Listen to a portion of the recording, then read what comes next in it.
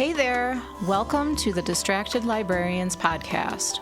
We're your friendly neighborhood bookworms with a penchant for all things pop culture.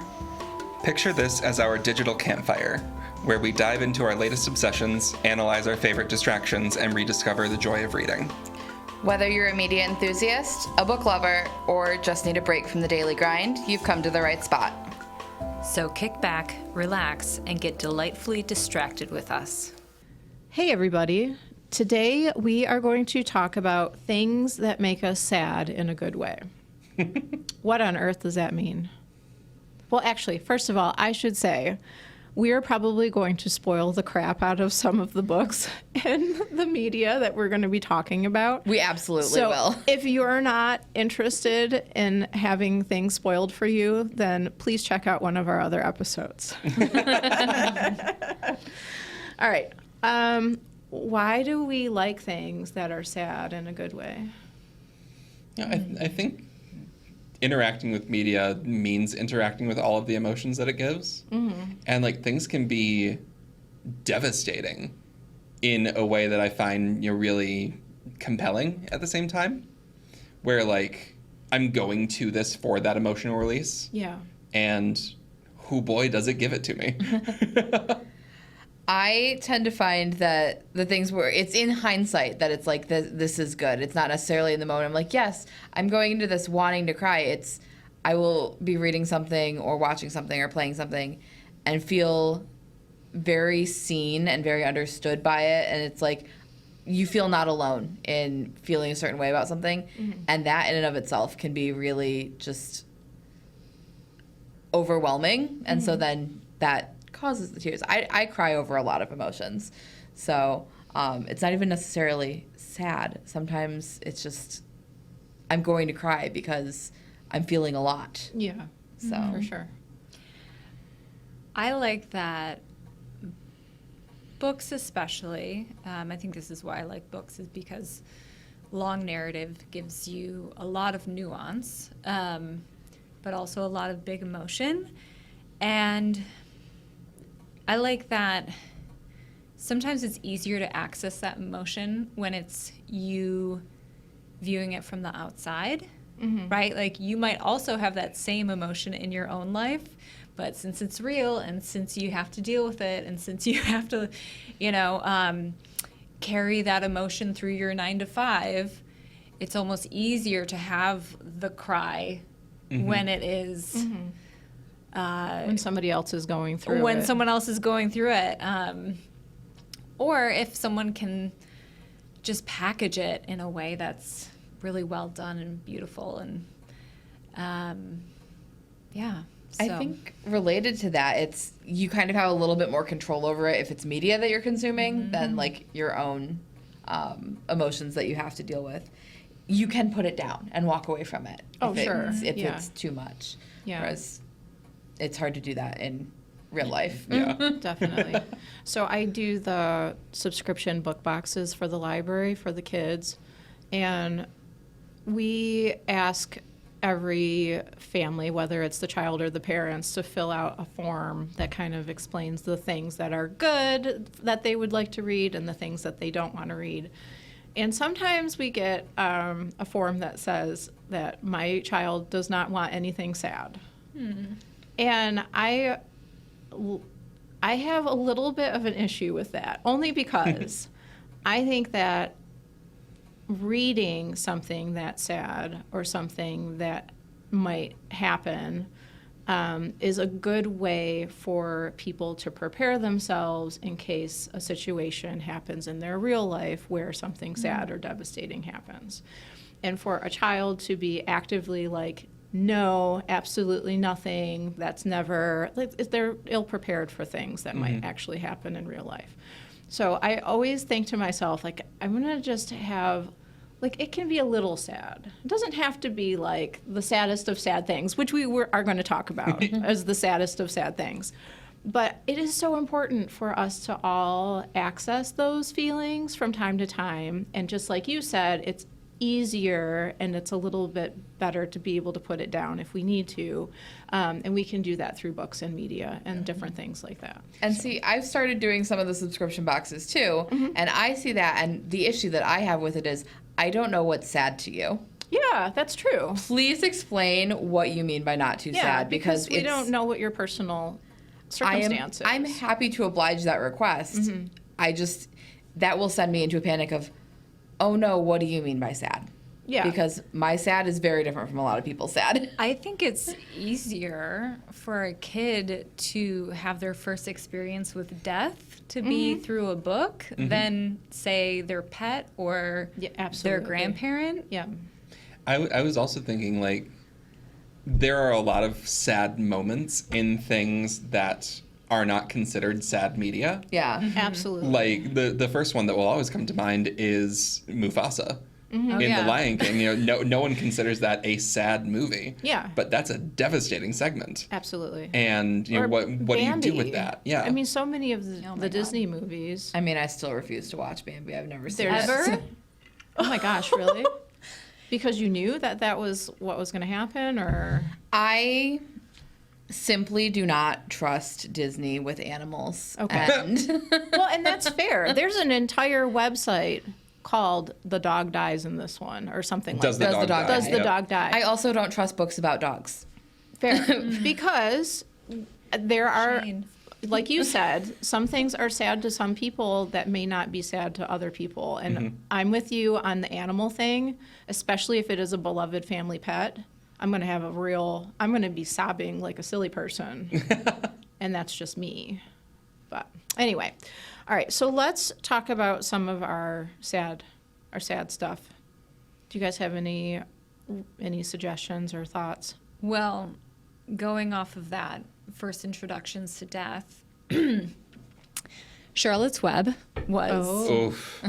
very beloved. It is a very beloved book to me. I think my mom read it to me when I was pretty young. And then my younger brother, I read it to him, sobbed both times. Yeah. And I really had a hard time understanding how Charlotte could let her children go. Uh-huh. And then also just her just accepting the inevitability of death. Yeah. Leave it up to White to make a spider a beloved character for a child. children. Yeah. Like a spider. Everybody loves that spider. Everybody. Like, I want to cuddle and hug that spider. It's odd and weird, but lovely. And I'm deeply phobic of spiders, but Charlotte deserves every inch of my protection. Yes. I was not sad for Charlotte because Charlotte was okay with it, but I was very sad for Wilbur. Yeah. Because Wilbur was going to. Because Wilbur then had to go on without his friend. Oh, okay. And that was devastating to me. That Yeah. shows so much empathy. I was a very emotional little kid. I was introduced to Charlotte's Web through the movie, through the animated movie rather than the book. And I don't like spiders, so that may have also played into it. And I was just like, okay, but she was his friend. And now he doesn't have his friend.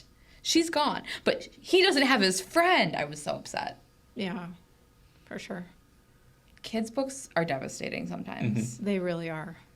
But this is also, like, books are also a great way of creating empathy. Yeah, absolutely. Right? So if you're learning about a character that's not like you in any way at all possible, and you're reading about a situation that they're in, and it gives you feelings, then you're better able to, like, look at the people around you and to think, hey, like, you're a person too, and I feel this for you, and I can feel this for this person. And it just, I don't know, it creates lifelong lessons that I think are important. And this is why we're librarians. Exactly. I want to bring up Bridge to Terabithia. This was like, I think it was. Do we have to? Bring up my fifth grade trauma. So this was a book that was read aloud to me in 4th grade. Oh, God. So our teacher read it to us. And I remember, like, an entire classroom of people being devastated. but that's okay, right? It is, because yeah. like now we're able to kind of support each other. in a Were you way. guys allowed to like cry in Oh, yeah. class? Okay, Yeah. that's great. Yeah. That's And great. I mean, there were people that were more sensitive about it than others. I was really upset about what happens in the story. So I'm going to just give a brief synopsis so that we all know what we're talking about here. So two kids from different backgrounds create a magical place that they get to by swinging across on this sort of rope bridge thing, or this rope swing over a creek. The sad part is that one of the main characters dies because the rope bridge or the rope swing breaks. Okay. And so the other character has to kind of carry on without his friend. And the real, like, the twist, the part that gives you all the feelings is that, like, he realizes that he can keep going to Terabithia, which is the place that they call this magical place. Even though the one character is not there, he brings his sister, and then they build a real bridge to Terabithia in kind of honor of her. So, like, that is really super emotional, right? But it's so good. I'm actively So good. tearing up in Me this moment. too. I'm a little mad at you for that. This podcast was not supposed to be on the list of things that make me sad. Yeah, we read that one when I was in 5th grade, and I cannot place every book that I ever read in which grade I read it in. But that one I can, because it hurt me so much. Same. Like, I'm just like- it has a place in my 4th grade brain. It Like, was our student teacher read it to us. I remember the layout of the classroom. The number of details about 5th grade that are stuck in my brain simply because of that book and the impact it had on me. Truly wild. but it's a good one. Oh, yeah. I get why it was part of the curriculum and why we read it. Again, because it's good for kids to be sad sometimes. Yeah. I'm going to get off my soapbox. All right. What are some other ones that we have? Well, I'll take us out of the kid space. I have not been able to stop thinking about Song of Achilles in years Oh my gosh. because it's devastating. This It is is. part of why I haven't read it. I know. The worst thing about Song of Achilles is, like, I know how it ends. And it did not prepare me for this beautiful, tragic love story. Oh my gosh. I haven't read it. Can you give me like a very brief? So it's Achilles and Patroclus, and just their story of meeting and their relationship growing through whatever war they're fighting. I don't know Roman history. The Trojan War. The Trojan War, thank you. I don't know you. the history. But you go into the story knowing that one of them is going to die. It's been foretold. Yes. And you still go through the entire book and the development of their emotions and their relationship, and you do it knowing the whole time that there's no way to avoid the ending. Yeah, because they know that there's no way to avoid the ending. And I think that's the part that, like, hurts the most. Is, like, because you really start to sympathize with these two characters in terms of, like, we don't know when it's going to happen, but it's going to happen anytime now. Like, I don't know. It's crazy. I think about it every time I see or listen to the music of Hadestown, because it's the exact same thing. Hadestown is a Broadway musical of Orpheus and Eurydice. Okay. And it's told very in the same style, where the opening song tells you, we've told this tale before, and this is just a retelling, and you tell the story over and over again, hoping that one day the ending will change, Yeah. and knowing that it won't. Wow. Yeah, I've seen that one. I've seen it once. I'm seeing it again before too terribly long. And it's very much, this is a classic story. I've heard the mythology so many times. I know exactly how this goes. And there's still a part of you that holds on to hope that somehow yeah. it's not going to go that Absolutely. way and it's going to be a happy ending. And it's not. Yeah. It's simply not. Yeah. I mean, there's something about reading about the Trojan War in sort of like, reading it from Homer. And the way that it's written there, and then to have someone like Madeline Miller put it together in a truly, I mean, it's still very fictional, but she's really defined these characters, and she's put them together in a way where it is like such a beautiful love story. And there's nothing like Achilles finding out that Patroclus has died when he puts on Achilles' armor and heads into battle, thinking that he's just going to scare people away. But he gets killed, and Achilles mourns like nobody will ever mourn. It is like absolutely bone-chilling and lovely and wonderful and terrible. I started not Song of Achilles, a different book by Madeline Miller, and just the little bit of it that I did get through, I was like, I don't know if I can finish this book, and I don't know if I can read Song of Achilles. Was it Circe? It was. Circe's lovely. Because I was already like, this writer is going to completely destroy me. Yes, Correct. she will. 100%. And so I did have to put it down. They're on my TBR someday. So good. It's very, very good. All right. Anything else? What else do we have? So, I'm picking up on some themes about death, and going further with that. Hell yeah. So one of my favorite memoirs, I love memoirs, and this is the memoir that made me love memoirs, is When Breath Becomes Air. Okay. Have you? So it is a doctor who's highly accomplished. He describes going through residency, going through working at a hospital, and you start to know about his life, and he's getting married and starting out his life, and then he has cancer. And that is not spoiling anything, I can tell you. But it is, first of all, it is someone who is a doctor, who is also a really beautiful writer. Like, I'm just like, wow, so much talent in one person. And then the tragedy to have this person have cancer and aggressive cancer at a very young age, sort of in the prime of his life before he's really launching. Because at that point, his whole life has been training and getting to the point of med school residency, etc. Anyway, I have read it multiple times. It's a tearjerker, and it is just one of those things where, sort of along the same veins of with Song of Achilles, how you said that the story was already laid out at the very beginning.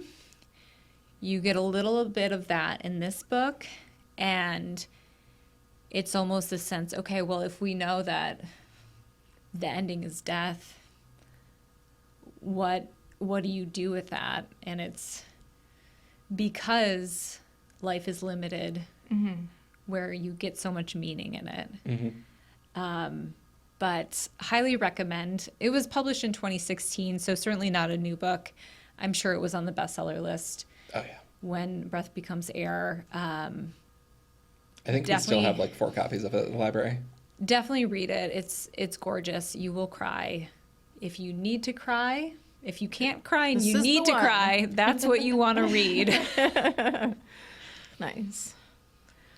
I have another kid's book that I wanted to talk about. The title is A Monster Calls by Patrick Ness. This book is a chapter book, but it's highly illustrated. The illustrations are lovely. Patrick Ness has a bunch of weird books. I'm just going to put that out there. Like, he has an interesting way of doing things. And what's interesting about this book is that the idea behind this book was not Patrick Ness's. The person who came up with the idea is Siobhan Dowd. That it was an original story by her, but she wasn't able to finish the book, and Patrick Ness was the one who took it on and decided to finish it. Aw. So it's a book about a 13-year-old named Connor, and he keeps having the same nightmare. And then one day this voice wakes him, and he meets a monster who says that he will tell him 3 stories, but Connor will have to tell the 4th. So every day they meet, and the monster tells him a story. It turns out that Connor's mom has terminal cancer, and she's been kind of going through some kind of treatment for a while. But he's dealing with it kind of all alone. She's in the hospital. He is at home and kind of isolated. The people that are around him don't want to talk about it. They don't want anything to do with it. And his dad is in America with a new family. So he's not supported. So the 4th story is Connor telling about his nightmare. And in the nightmare, he is holding his mom's hands, and she's like hanging from a cliff. And he lets her go. And he like admits to the monster that he, and this is like the saddest thing, that he wishes that she would die so that she doesn't have to be in pain anymore. And that so him and her can just move on. And like for a young man to come to that conclusion is just absolutely wrecking, right? So the author died of terminal cancer before she could finish the story. So that just adds like that extra sad layer when you get to the end of the book and you realize, well, why didn't this person finish it? Oh, gosh, what on earth? So they did make a movie out of it. I can't watch it because I swear I would cry from the minute like the beginning started all the way to the very end. But it is so good. And for the right child, I would absolutely put it in their hand. What age is it for? It's the character is a 13-year-old, but I would probably give it to anywhere from a 10 to 14-year-old. If a teen wanted it, they could have it too. I read it and I really liked it a lot. Yeah. So In a total deviation from death and destruction. other sad things. All of it. Other sad things that come up are happy things that make me emotional. Okay. So many of the romances I've read, or things that make me sad outside of the context of it. One that has stuck with me for years at this point, when the first season of Heartstopper came out on Netflix. And I haven't even watched the show, and but reading the books. The story itself is so charming. It is graphic novel first, or a webtoon first, turned graphic novel, turned TV show. But the core of the story is this just heartwarming love story between 2 teenage boys. But what it did to the queer community was chaos, because so many people in their 30s, 40s, 50s who watched it had this dual moment of being so happy that this thing exists and also so devastated that it didn't exist when they were the teens who needed it. Wow, yeah. And like they were watching these things that they never got a chance to experience because the world wasn't ready for it yet. And that was a really wild place to be. Yeah. Trying to balance both of those things and to see it all throughout the community of this makes me both the happiest and the saddest I've ever been. That's a lot of grief. Yeah. Yeah, definitely. They're so good. The They're books so are so good. good. I got to watch the show. Alice is still writing the final one. Oh goodness. Oh my gosh. I'm in a kind of same theme, different medium. I want to talk about the computer game Unpacking, and I am going to spoil this game, so this is your added warning. This is a very, the way this is marketed is a game about putting away things as the main character, who you never see, moves to different places throughout their life. So you unpack their childhood bedroom out of boxes. and then you unpack a college dorm room out of boxes. And you see the things that they take with them from that childhood bedroom to college, but they also get new things. They move into their first apartment. And you just see them go throughout their life. And eventually you get to a point where they're clearly moving in with a partner.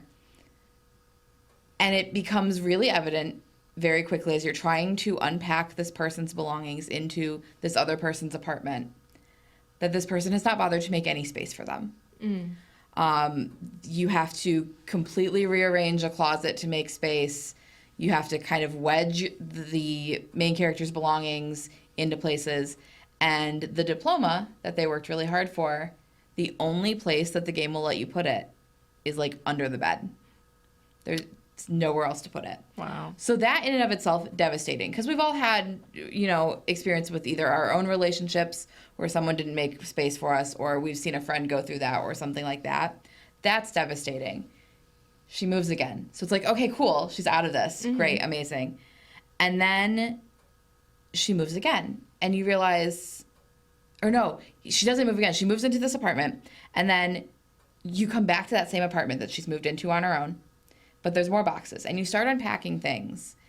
And eventually you get to a point where you realize that the things that you are unpacking, they're not her belongings. Someone's moving in with her.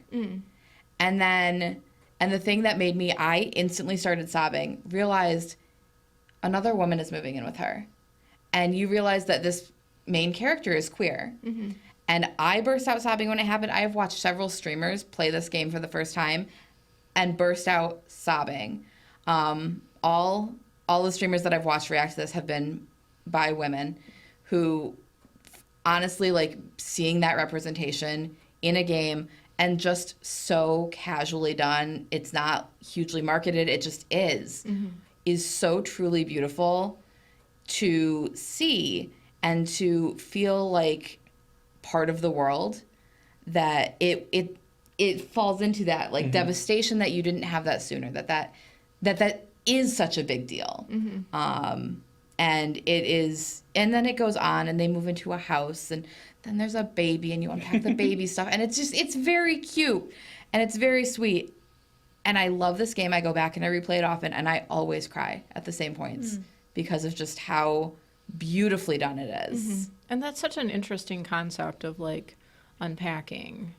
I don't know, like, that's really, really brilliant. Because there's no narration of this story. Yeah, you're just gathering information. You get the story from what you unpack. So it's you see the progression of this person's career as an artist and graphic designer and becoming an illustrator. So you go from having, like, sketchbooks and art supplies to having a digital drawing pad and, like, the picture book that she illustrated, to having awards and stuffies of the characters she drew. It's this whole progression of a life just through the things that you take with you through life and the new things you acquire and the things you let go of. And it's well, so and good. that's something that I think is relatable for all people once they get to a certain age. We've all moved a couple times, I would think. Or maybe not, but, it's something that is very relatable for a lot of people. What's the name of that again? It's unpacking. Beautiful. Very cool. Yeah. All right, well, these are some of the things that are sad in a good way. I hope that you agree with some of our sad good things, and we will see you next time. Thank you for joining us for this episode of Distracted Librarians. Many thanks to BCTV for their support in recording, editing, and releasing this podcast, and to the Friends of the Library for sponsoring closed captioning on every episode. If you have any questions or suggestions, feel free to reach out to us at distracted@btpl.org. Until then, keep those pages turning and those screens lighting up. We'll catch you in the next episode.